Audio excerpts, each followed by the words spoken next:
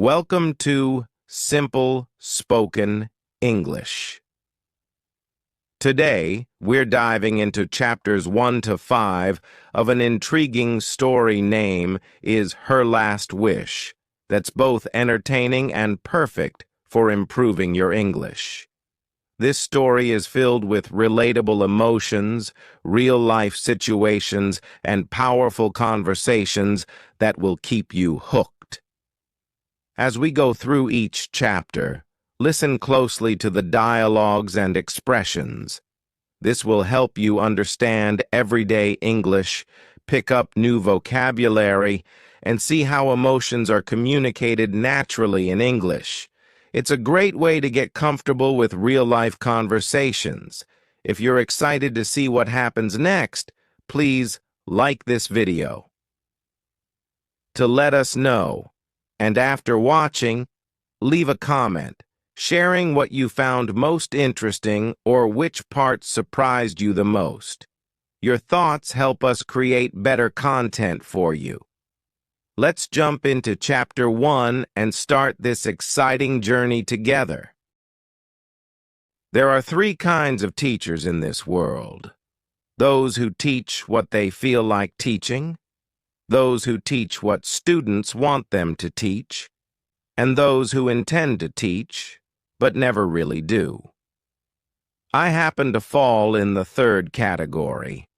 My salary slip stated my designation as assistant professor, but throughout the year I was busy invigilating exams, assisting in placements, cultural and technical festivals, counseling students, addressing RTI notices, writing false stories to be published in the college's yearly magazine, and making arrangements for a professional tour for students. If I had some time left, I would teach. I am, in fact, an ad hoc faculty. I am only required to fill in for faculties on leave. Most of my students love me, perhaps because I am a jack of all trades, but essentially master of none. Tuesday, June 2010. I disembarked the Goa Express at Hazrat Nizamuddin railway station in Delhi after a long journey of 32 hours, though I didn't look even half as tired. Delhi was boiling at this time of the year, as if the sun was taking revenge from the Delhiites. Clouds were giving a false ray of hope for rain by making the air humid. The roads were jam-packed with commuters. I managed to hire an auto for Malviya Nagar, and after another 30 minutes, just when I was about to press the doorbell of flat number 65 of Block L, the most amazing lady of my life opened the door. "Good morning." Even before I could finish, she jumped forward and kissed me. I wasn't surprised because I know she can even climb up the Qutub Minar to exhibit her emotions. I couldn't reciprocate, more concerned about a free show for the oldies doing yoga in the society garden. So I barged inside the house, holding her, and needless to mention, we kissed. This time I reciprocated deeply and passionately. I had explored that a long-time gap in 2 kisses increases its importance manifold. "I missed you, darling," she whispered in a nasal tone, perhaps because of her cold. I smiled at her, and after a few minutes of silent hugging and kissing, murmured slowly, "Missed you too." She was elated because I am not very verbal with my feelings otherwise. We cuddled in silence for a while. Sometimes silence speaks a lot, and that was the best language known to me. I had been away from home for more than 20 days for the first time after marriage. "How was the trip?" she asked, caressing my face. "I was on duty." "Okay, I know what that means. It was a trip for the students and not for me. She always understood what I meant and had the audacity to speak for me. I smiled, but chose not to speak. She rose to her feet and said, "Listen, there is poha in the saucepan and juice in the fridge. Please have your breakfast." "Where are you going?" I asked instinctively. "Just in case you have forgotten, I work with Axis Bank." "Why not take the day off, sweetheart? You still have a bad cold?" I finally managed to speak my heart. The truth behind me asking her to stay back was that I had missed her badly in the past 20 days. To add to that the fact that she had the same symptoms when I had left Delhi, and she wasn't okay as yet. But Astha rejected my request.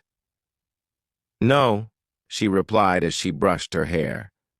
"My probation is due next week, and I don't want to give the manager a chance to pull me down. Don't worry, it's just a common cold." Astha was a career-oriented woman and wanted to make it big in her job. She had a terrible boss, but our financial condition made her stick to the job. I am just an ad hoc faculty at Sri Ram College of Art, Science, and Commerce. I walked her to the parking lot and helped her get the Activa out. She was about to drive off when I said, "Do call me before leaving office. I may go to see Papa." "You usually meet Papa on Saturdays. It is just Tuesday. I was away for almost a month." I know, you are a son too," she taunted, and I smiled. I was exhilarated to be home. It hardly matters whether we stay in a 5-star hotel or are on a leisure tour. Nothing can be compared to the comfort of one's home. I finished my morning chores and was planning to take a short nap, unaware that the very next moment would change the course of my life. It was the moment of truth for me. I wish I could go back in time and never receive that call. It was an unknown landline number. "Hello," I said. "Hello, we are calling from Rotary Club Blood Bank. May I speak with Mrs. Astha, please?" "Astha is at work. I am her husband. You may leave your message with me." "May I know your name, sir?" The lady on the other side sounded serious. "Vijay Sharma, what is the matter? Is everything okay?" An awkward silence followed. The lady on the call sighed, giving me an intuition of some bad news. "Mr. Vijay," she finally said, "since you are her husband and our records confirm your name as her family member, please understand that it is not our duty to inform you and that we may be incorrect in our understanding." A long pause followed. "What is the matter? Please come to the point." I was getting restless. "Your wife had donated blood during a blood donation camp at her office, and as per our standard procedure, we conducted some basic tests, such as HIV, P24 antigen, and rapid tests. I am extremely sorry to inform you that Mrs. Astha Sharma's blood has been diagnosed positive for HIV." Did she actually say HIV? It took me a while to register what I had heard. I gathered my wits and said, "If this is some kind of prank call, end it right away." I was about to disconnect the call when she said, "This is not a prank call, Mr. Vijay. Sir, we are not 100% sure about our diagnosis and would suggest that your wife get the Western blot test done."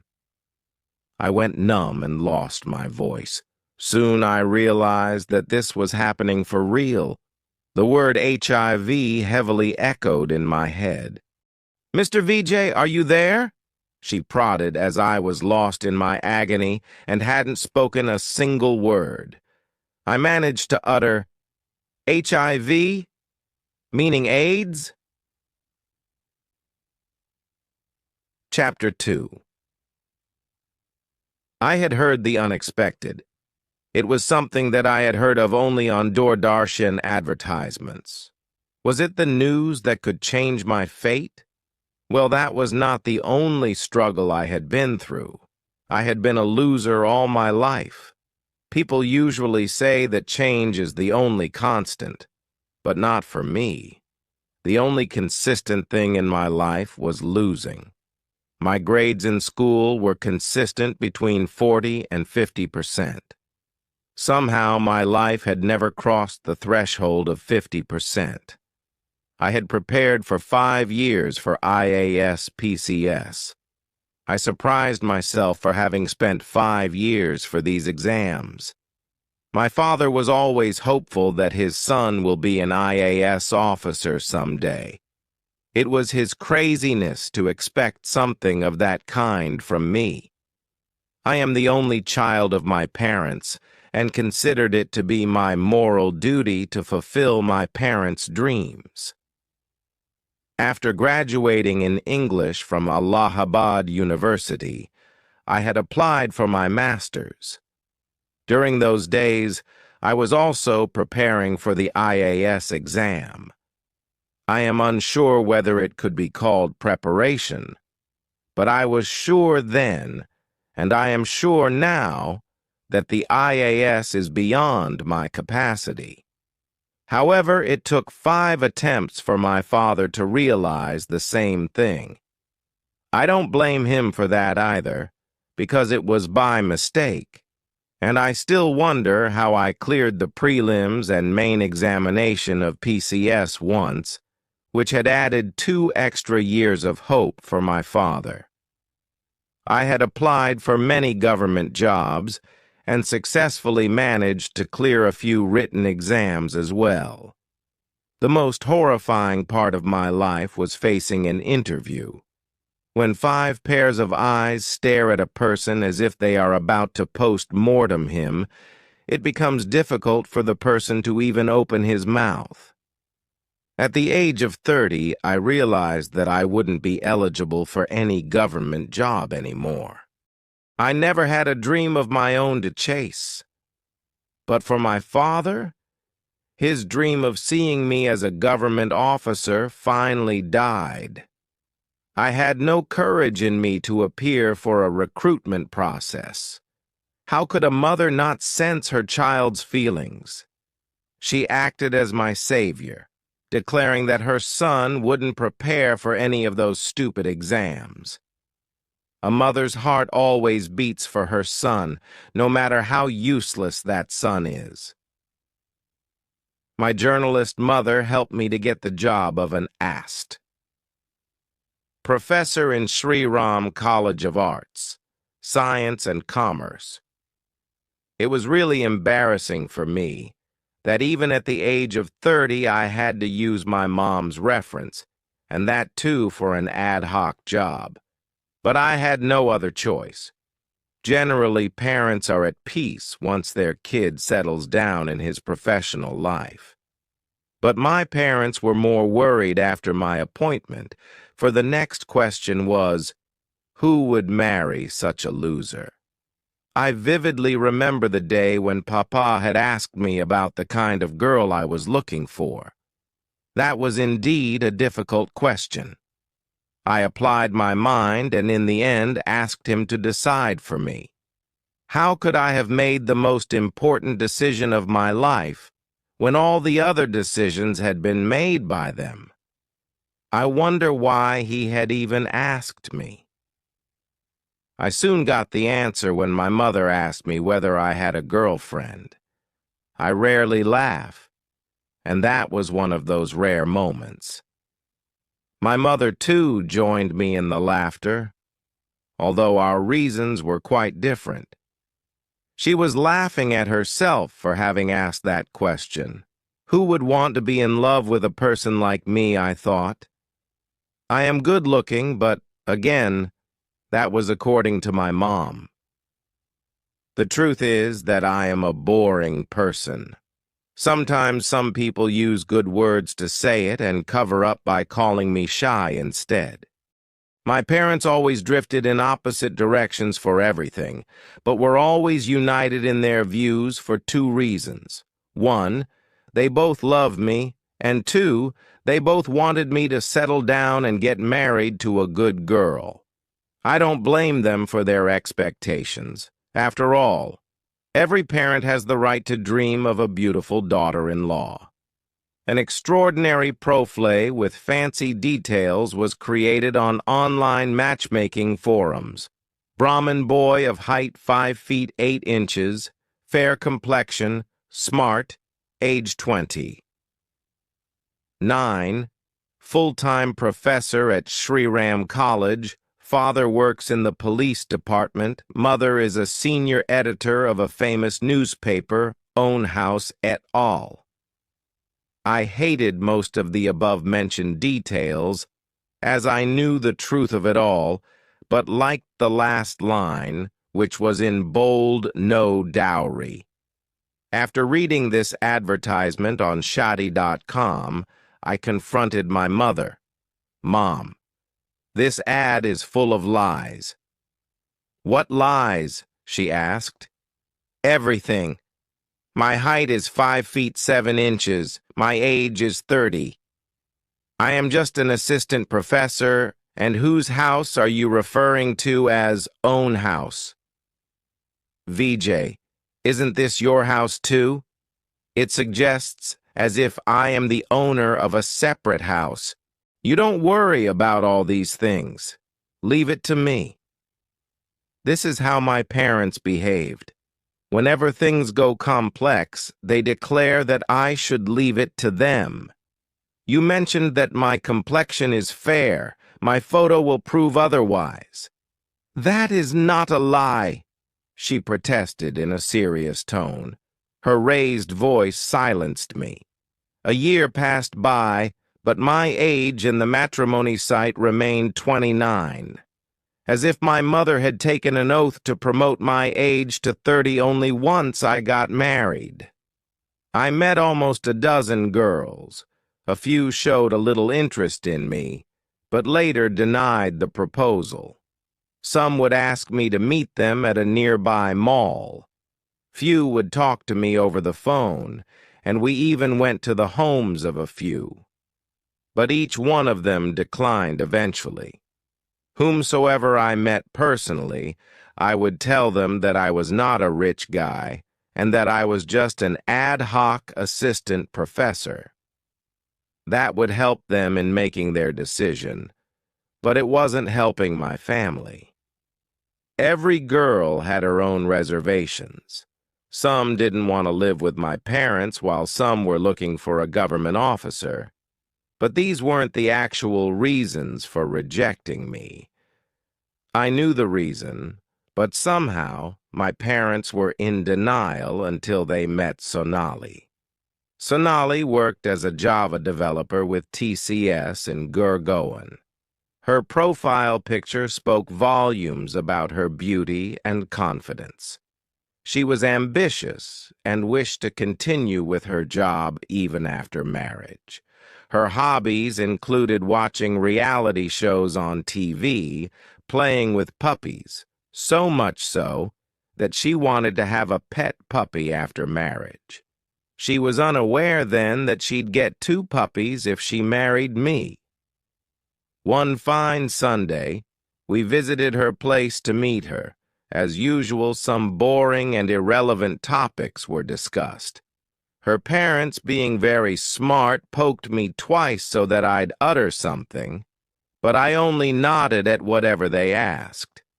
After half an hour of normal chatting, Sonali and I were blessed with some time in isolation.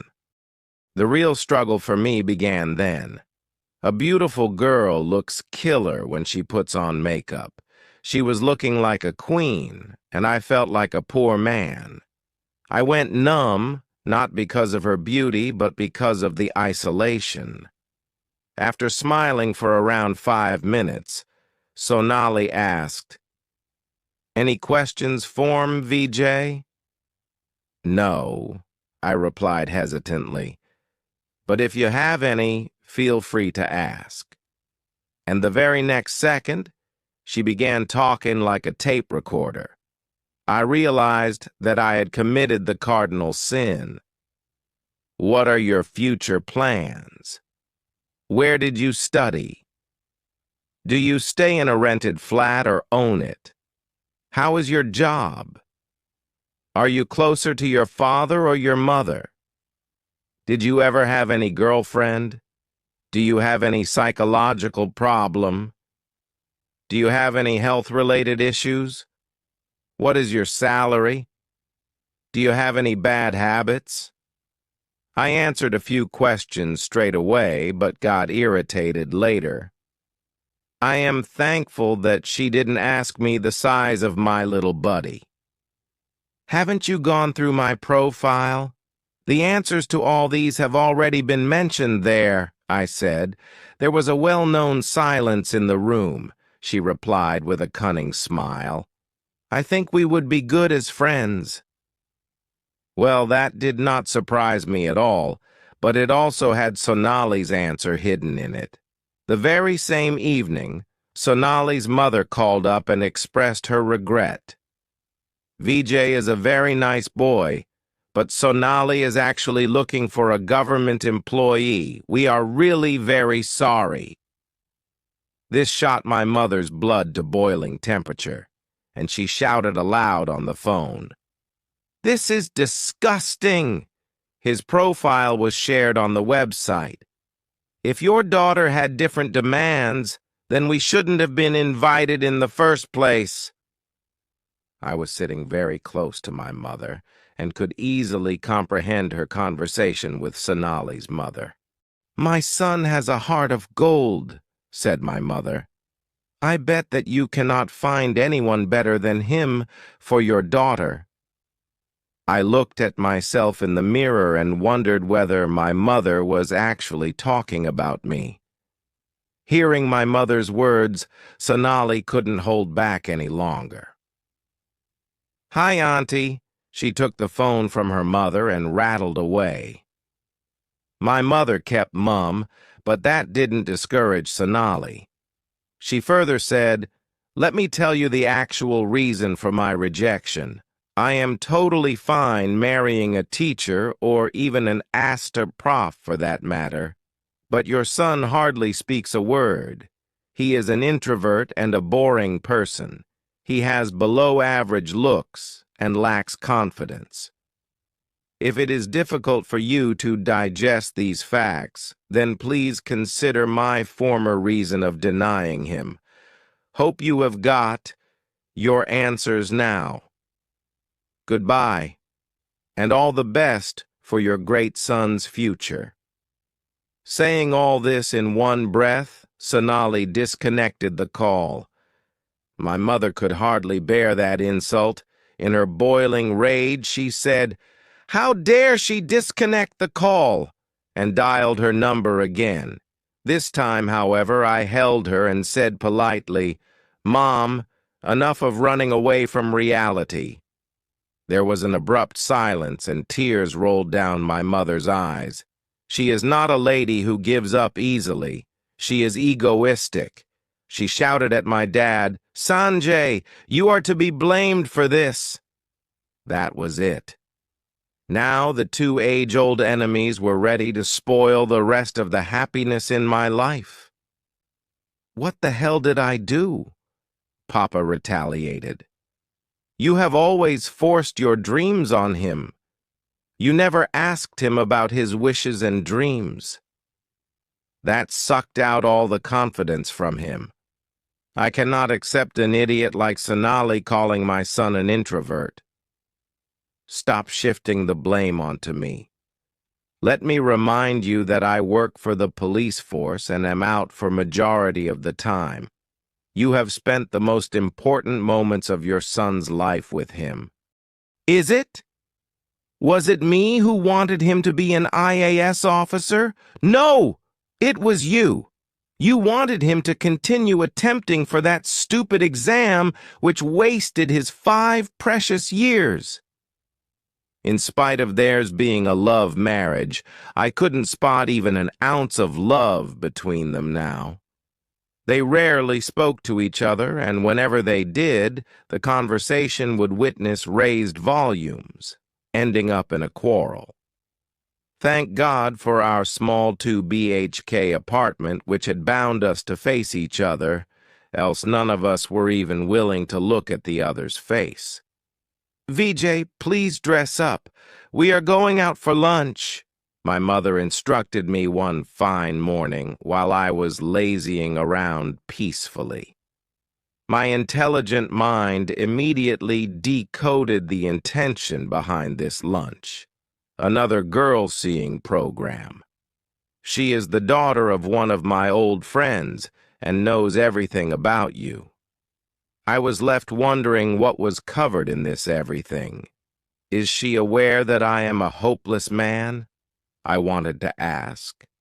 As we headed towards Mukherjee Nagar, I have no idea what crossed my mother's mind, but she started chanting her all-time instructions. "VJ, please. Understand, my son, I know that as a person, you are the best human being. But every girl wants to marry a confident man. Okay. Please open up, son. Express yourself. A silent person is just like a closed box. People are unaware of the stuff hidden in it, whereas an expressive person is just like an open book. Howsoever much one tries, they cannot change the contents. It can be read by one and even by millions. Be like a book." Now here was a new definition of me, a closed box.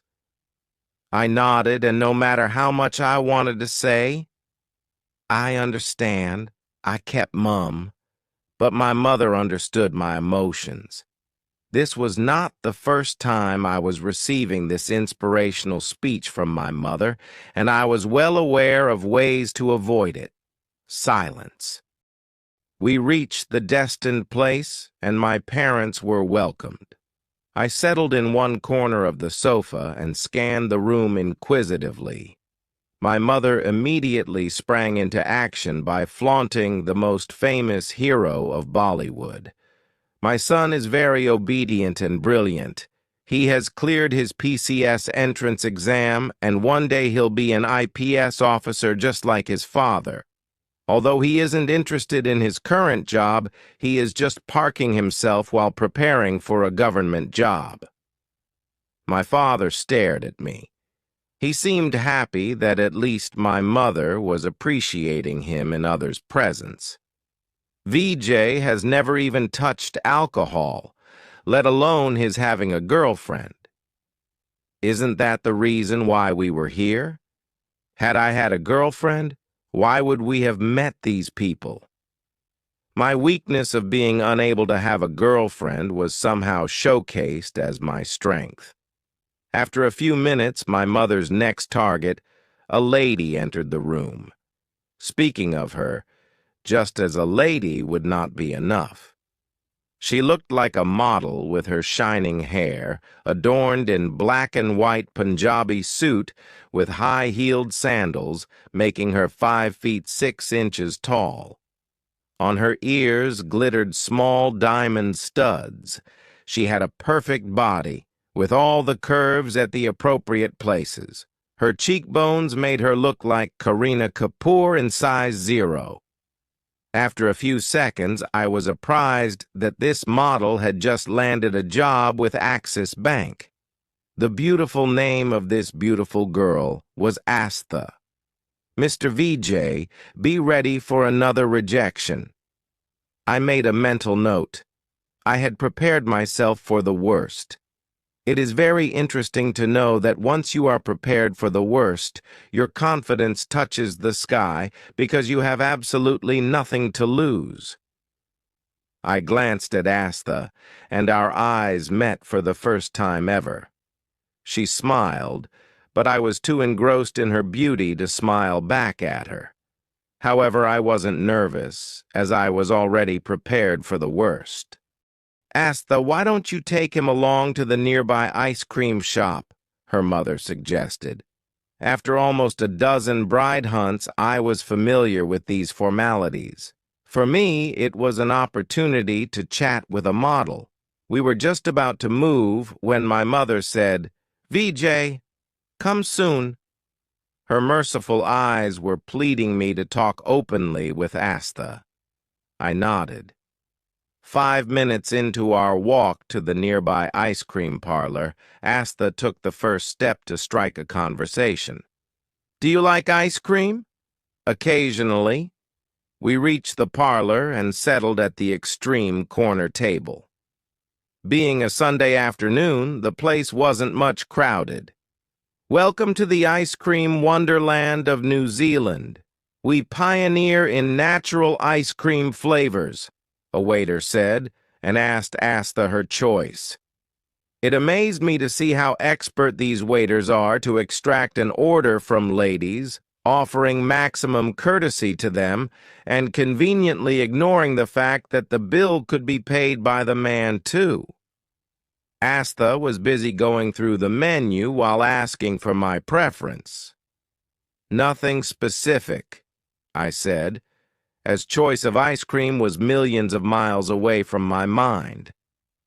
I was busy looking at her. The way she spoke to the waiter, her hairstyle, the way her hands moved, everything mesmerized me, and as expected, I was playing my part of remaining silent and observing this beauty with brains. "VJ, why are you so silent?" She shot her first question. What would I have said? That this is how I am. "Nothing like that. Do you have a boyfriend?" I blurted out something I could never even imagine in my dreams. This is what happens when you force someone to speak. "So, you want a virgin?" she instantly concluded. I was aghast with the frankness with which she said this. No, you totally misunderstood me." I tried covering up for my blunder. "I was only wondering how a girl like you doesn't have a boyfriend and how you opted for an arranged marriage. That's it." She smiled but chose not to reply. Meanwhile, we were served our ice cream. "You don't seem to have any particular inclination towards ice cream flavors, do you?" she asked. I was never aware that an ice cream would come to my rescue someday. I shook my head and Astha fired another question. "Are you seriously preparing for the IPS?" "No," was my first direct answer. "Then what is your plan for the future, VJ?" "Nothing huge." "Do you have any past?" This question was weird for a person who was not clear even about his present. "I feel that is trivial." She smiled and asked, "Do you eat non-veg?" "No, I belong to an Orthodox Brahmin family." "Do you like drinking alcohol?" "I have never even touched alcohol, let alone pass it down my throat." "I have already mentioned this in my profile," I replied, sounding a bit irritated. She was taken aback with the sudden change in my tone. "But what if your future wife loves to booze?" My irritation had had no lasting effect on her. I appreciate personal freedom, but also believe that there has to be a limit to everything. I think that was the first time when I had answered someone with such maturity. "What do you aspire to be?" I suddenly felt like I was being interviewed for the IAS. "I only want to be a good human being." I couldn't have thought of a better answer. This made her smile. "VJ, do you have any specific questions for me?" "Nothing much." I was so sure that this model was going to reject me that I didn't even think of investing energy in speaking when I was sure that there would be no returns. At the same instant, I got a call from my mother. She was worried because she had wanted me to wind up my conversation with Astha soon. She knew that more interaction meant more chances of rejection. "VJ, I want to tell you about my past," she said, sounding serious. I was cent% sure that she was about to reveal something that I didn't wish to hear. "VJ, the woman who was introduced to you as my mother is my stepmother. My father had an affair with my mom. When she passed away due to a heart attack, I ended up with this family," she said with difficulty. "I am an illegitimate child." Saying this, she went silent. I guessed that she was about to cry. Throughout my life, I had believed that I had trouble with my terrible parents, but her story seemed to carry more pain. "Astha, no child is illegitimate. Don't ever say that. If anyone is illegitimate, then it's the parents, not their children." Hearing this, she heaved a sigh of relief. "You are a nice man," she said. She was feeling low and had thought of sharing something about myself to make her feel better. "Astha," I said. "I am not a professor, but an assistant professor who is only an ad hoc faculty. My father is a retired IPS officer. Ours is not a wealthy family. I was never good at studies. And to tell you something interesting, you are the 14th girl I am meeting." Astha looked at me the way the rest of the 13 girls had looked at me. She went quiet. After a few seconds, I suggested that we should leave. She nodded and we started walking. Silence still prevailed. I think my revelation helped her make her decision. Before entering her house, Astha said something that I had heard before. "VJ, I think we'd be good friends. How is Astha?" My mother commenced her interrogation as soon we started for home. Her question amused me, but being a shy person, it was easy for me to hide my blush. I was sure that I would have been the topper had this question been asked in the IAS exam. But to my mother, I just managed to say that she looked good. I didn't want to raise their hopes as I was anticipating a negative outcome of my meeting. I didn't even share the fact that she was an illegitimate child. A few more days passed without receiving any call from Astha's mother. The answer was obvious, but not receiving a call was more heartbreaking for my mother than a rejection, because Astha's mother was her colleague too. My mother again started her endless inspirational speech for me to speak up. I was now convinced that another rejection from a girl would result in me landing up in speech therapy sessions. A few days later, we received the news that Astha's father had passed away due to brain hemorrhage. I pitied Astha. She had lost her mother during her childhood, and now she had lost her father. I wondered how a girl who looked so charismatic and confident could have such a painful life. I felt an urge to call her, but I, VJ Sharma, once again saved my energy by keeping silent. After a span of about 2 weeks, my mother had a reason to smile. Astha had agreed for our alliance. My family was exhilarated. I had a serious doubt about her answer, and so I approached my dad. "Why is she marrying me?" My father smiled at me and said, "This is the same question I had asked myself when your mother had said yes. But yours was a love marriage," I countered him. "Love can happen after marriage, too." His answer failed to satisfy me, and till date, the same question continues to poke me. Why did she marry me? Anyway, I was neither interested in love nor lust. For me, I had cleared my IAS exam when Astha accepted me as the man of her life. Our wedding date was about to be fixed when Astha called me up one day. Vijay, please tell your parents about my past. I don't want to hide anything. Taking her cue, I informed Papa about her being born out of an illegitimate affair. My father's response made me proud of him. He said, "These things hardly matter. Astha is a nice girl. However, please refrain from discussing this with your mother." Astha weds Vijay read a board on the day of the wedding, but for me, it read, "Extrovert weds introvert, celebrity weds commoner, winner weds loser." Chapter 3. Finally, I was a married man. I had gotten an ounce of happiness after a really long time. Astha and I were two very different personalities. I got a beautiful and lovable wife who had all the qualities to qualify her as being a celebrity's wife, but as a price of having her in my life, I ended up losing my home.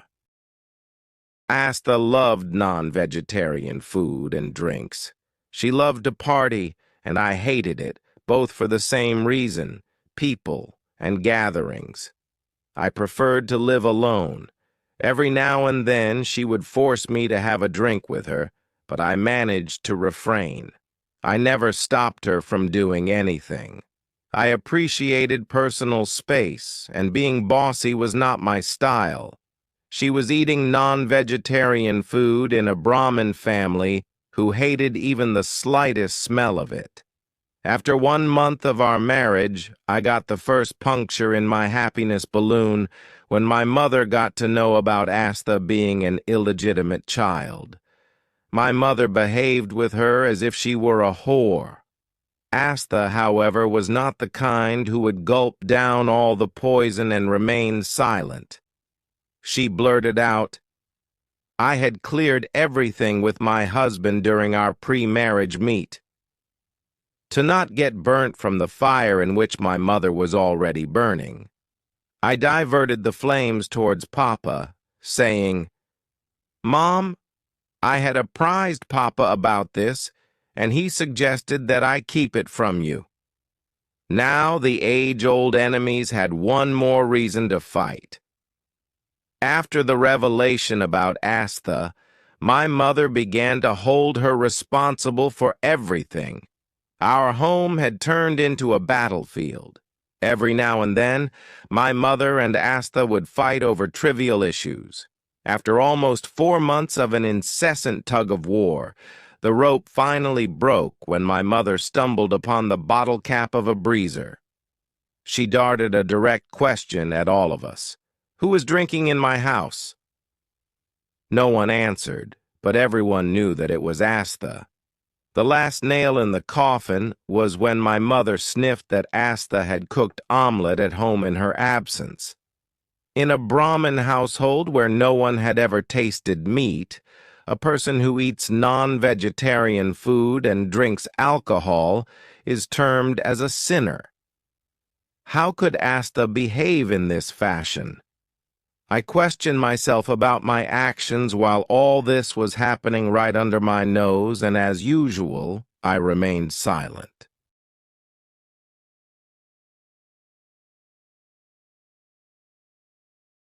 A couple of times, my mother declared me as a henpecked husband.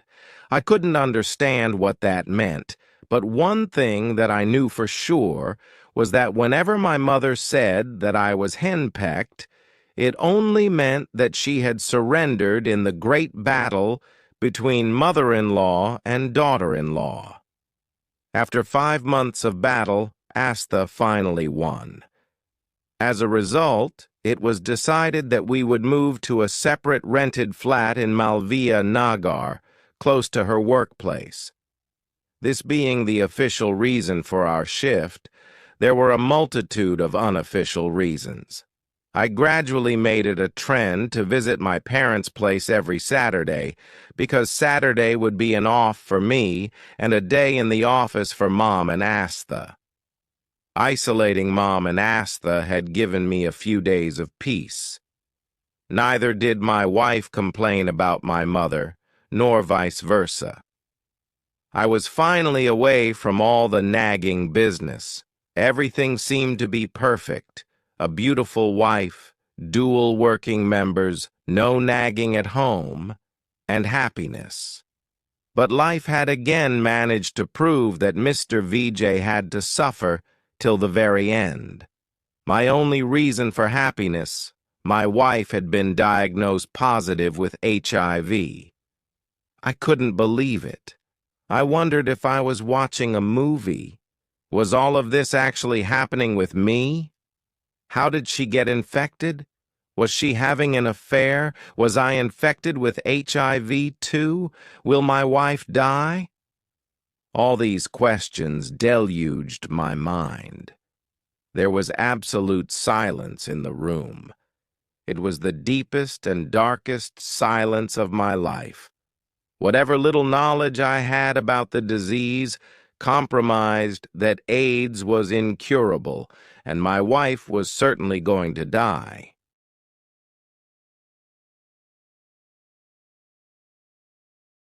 Imagining these scenes, which I had only seen in movies, froze me to the core. Human brain is the most beautiful, yet the most dangerous creation which can make us realize the reality. I sprinted straight towards my wardrobe, a section of which was being used as a temple and where a dozen idols were kept. I folded my hands and said, "I cannot accept this. Why am I always the target? Don't you have anyone else in your list to torture? Why is it me every single time? Why, God, why, if you exist, please help me?" Chapter 4. I switched my laptop on. For the next couple of minutes, my keywords in the search engine were: how do we get AIDS? Available cure for HIV. Specialist doctor near Malviya Nagar, New Delhi. Sex and AIDS. Q. If a person becomes infected with HIV, does that mean he has AIDS? No, HIV is an unusual virus. A person can be infected with it for many years and yet appear to be perfectly healthy, but the virus gradually multiplies inside the body and eventually destroys the body's ability to fight off illnesses. It is still not certain whether everyone with HIV infection will get AIDS. It seems likely that most people with HIV will develop serious health problems, but this could take several years. A person with HIV may not know he is infected, but can pass the virus on to other people. Q. How long does it take for HIV to cause AIDS? Since 1992, scientists have estimated that about half the people with HIV develop AIDS within 10 years of getting infected. This time varies greatly from person to person and can depend on many factors, including a person's health status and their health-related behaviors. Today, there are medical treatments that can slow down the rate at which HIV weakens the immune system. Early detection offers more options for treatment and preventative health care. Question: why do people who are infected with HIV eventually die? When people are infected with HIV, they do not die of HIV or AIDS. They die due to the effects that HIV has on the body. With the immune system down, the body becomes susceptible to many infections, from the common cold to deadly diseases like cancer. It is actually those particular infections and the body's inability to fight the infections that causes death. Question: tests for HIV and AIDS. Blood tests are the most common way to diagnose the human immunodeficiency virus, HIV, the virus that causes acquired immunodeficiency syndrome, AIDS. It can take from 6 weeks to 6 months to develop antibodies to the virus, and follow-up tests may be needed. Your doctor will ask about your symptoms, medical history, and risk factors, and perform a physical examination. The primary tests for diagnosing HIV and AIDS include ELISA test, enzyme-linked immunosorbent assay, is used to detect HIV infection. If an ELISA test is positive, the Western blot test is usually administered to confirm the diagnosis. If an ELISA test is negative, but you think you may have HIV, you should be tested again in 1 to 3 months. ELISA is quite sensitive in a chronic HIV infection, but because antibodies aren't produced immediately upon infection, you may test negative in the first few months after being infected. Even though your test result may be negative during this window, you may have a high level of the virus and be at the risk of transmitting infection. Western blot. This is a very sensitive blood test used to confirm a positive ELISA test result. When I was in the middle of my research, my phone rang. "Hi, Sharmaji, what's up?" "Nothing. Just missing my wife." "Really?" "Obviously." "Your wife is leaving for home. Do you want to have some hot samosas or maybe a drink?" she said with a hint of naughtiness in her voice. No, you know I don't drink. Just come home, I have something special for you." Surprise? "Okay, I'll be leaving in 15 minutes. I called Dr. Lal Path Labs after the chat and scheduled my timings for the sample collection for the next morning. The lady who was talking on the other side inquired about the tests I wanted to undergo. ELISA and Western blot for 2 adults. "Please wait a minute," she said, and put me on hold. After a moment of silence, she asked in an unsure voice, "This is for HIV, sir?" My doorbell rang, and the most beautiful woman in my life entered with a bang. "Good evening, dear." Astha barged in cheerfully. Her entry always filled the house with life. I was worried about the impact of her infection now, if at all it was really there. "Good evening, darling." We hugged and kissed. "I am hungry," she said, and went straight to the kitchen. She was a real foodie, and in the short period of 6 months, I had realized that she wanted something to eat immediately after reaching home. She never changed or even washed her hands or feet. When she was hungry, then nothing could stand in between food and her tummy. "Wait, I have a surprise for you," I said and walked in before her. She frowned. I went to the kitchen and brought what I had made. It was not her favorite dish, but she had not had one for a while. "An omelet! You made an omelet for me. Am I dreaming?" She took a bite. "You never liked this. You hated the smell. I am so surprised. How come a true vegetarian is doing this? Your mother will get a heart attack if she comes to know." She always asked questions and answered them herself. Actually, she was slightly talkative, but I don't want to say that. "Why do you need to compromise all the time?" was all I managed to say, even though I was flooded with emotions. "Is this the VJ of Malviya Nagar or VJ Dinanath Chauhan from Agnipath?" She mocked Amitabh Bachchan's voice. I smiled. "VJ, allow me to have one more of my favorite things," she said, and went inside the kitchen. I knew her love for vodka. She came out with 2 glasses, some vodka, and orange juice. "Vijay, let's celebrate the day." In spite of knowing that I don't drink, she poured out 2 glasses. She often behaved weirdly. "What is the reason for this celebration?" "I am meeting my husband after 20 days. Is there not enough reason to celebrate?" "You want excuses to drink," I said. She smiled mischievously. "Come on, cheers." She lifted her glass. Her euphoria did not last long. "You know I don't drink." "I wonder why. It's colorless and mixed with juice." "I thought you might have tried some in Goa," she said in disappointment. "But don't you worry. Celebrations will continue. I will join you with fruit juice." "Vijay, just try at least. We are not committing any sin." "I know, and I will try some other day. I am in no mood to try anything today."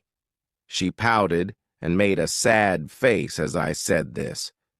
"Astha, one day I will drink for you, but not today. I was not orthodox, and definitely not one to believe drinking to be sin. I was just scared because I had never tried. If I had one, she would have forced me to have the next, and I was not sure what I would blurt out." She avoided my futile excuses and jumped on the omelet. Her slurping tongue, chewing sound, and delighted eyes were saying more than her words. I was happy to have given her that moment of happiness. "Don't stare like that." She came close and whispered, "See, Sharmaji, I am the winner." "How?" "Once you stopped me from having an omelet at home, and remember what I said. One day you will yourself make an omelet for me." "See, you did." I passed a smile. She emptied her glass, and I had the juice, sip by sip. "Now I am sure one day you will serve a drink for me too," she smiled and said. I was speechless, but her happiness was piercing me. I decided I would not reveal to her the news about HIV till it was confirmed. Maybe after that, too. I was a helpless husband who wanted her time to be spent happily. I said with utmost love, "You will always remain a winner." Thank you for joining us on Simple Spoken English. We hope you enjoyed chapters 1 to 5 of this fascinating story and found it helpful for improving your English. If you're excited to see what happens next, don't forget to like this video and subscribe to our channel. By subscribing, you'll be the first to know when we release the next chapters. Also, hit the notification bell so you don't miss out. Let us know in the comments what you think will happen in the story, and stay tuned for more chapters coming soon. Thank you, and we'll see you in the next video.